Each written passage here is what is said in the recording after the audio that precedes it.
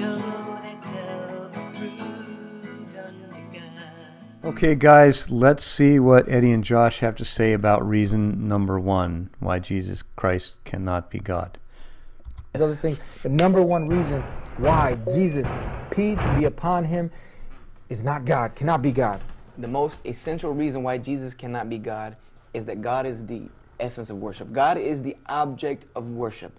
God is the person whom we worship. No matter what religion you follow, whoever they call God is their object of worship. It's who they give their devotion to, it's who they make their prayers to, it's who they make their sacrifices to, it's who they pay their charity in the name of.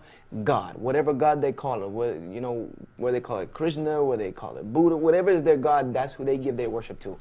So had Jesus been God, he would have told people to worship him. But in fact, in Matthew 15 and 18, he did the exact opposite. He told people, in vain shall you worship me.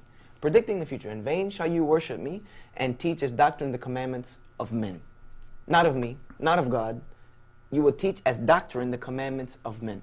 That means you will teach as doctrine the commandments of the Trinity, which come from man. You will teach as doctrines that I am God, which will come from men. You will teach in doctrines that throw away the law of Moses and the law of God, which will come from men. But the worship you give to me shall be in vain. And we all know what the word vain means. It will not count for anything.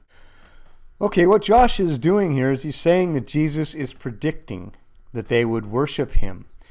Well, let's go see what verse 15 and 18 says. First of all, it says, those things which proceed out of the mouth come forth from the heart, and they defile the man. So this is an interesting verse for him to be quoting, because it says, or not quoting, but sending us to, because it says those things which come out of our mouth actually come from the heart, and they are what defile a man. It's Jesus explaining this to the scribes and the Pharisees. However, he's not far off. Where he's quoting is right here. It's not Jesus predicting, it's Jesus quoting Isaiah. And what we're going to do is we're going to read this first, then we're going to read the whole thing in context.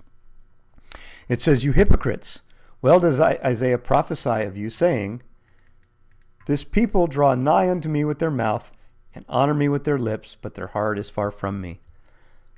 But in vain they do worship me, teaching for doctrines the commandments of men. If we were to look at that, we might be able to say, wow, just this right here shows us that Josh is correct. However, let's take a little bit closer look and see. It says Isaiah the prophet is speaking of who? Let's go find out who he's speaking of. Chapter 15, verse 1 says, then came to Jesus scribes and Pharisees which were of Jerusalem, saying, these scribes and Pharisees are authorities in the temple and in society.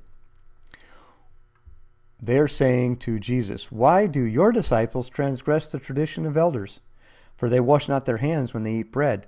Because during that time, and even now to this day, Jews wash their hands as their tradition. The Orthodox Jews still wash their hand as their tradition. It's not a commandment of God.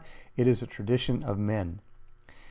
And Jesus answers their question with a question and says, why do you also transgress the commandment of God by your tradition? For God commanded, saying, honor thy father and mother, and he that curses father and mother, let him die the death.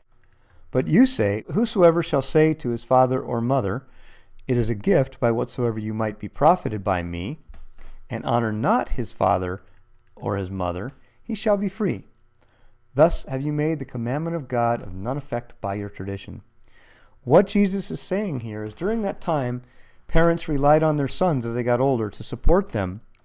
And if they called on their son, and their son said, it is a gift by whatsoever you mightest be profited by me, then they are free.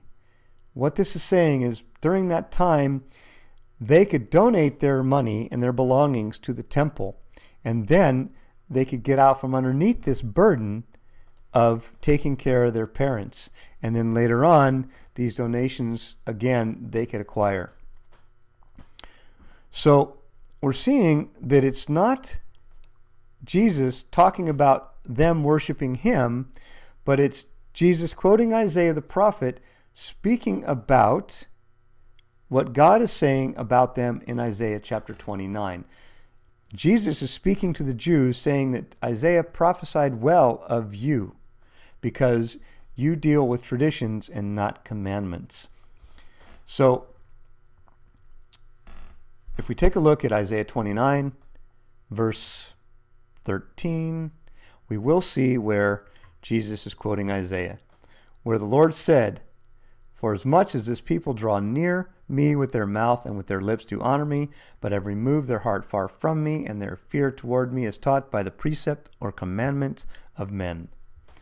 So, if we read into context, we'll discover that what he's saying has nothing to do with Jesus telling people that they're going to be worshiping him later on, but yet that Isaiah is prophesying well of the Jews that follow traditions rather than the commandments of men. Study to show thyself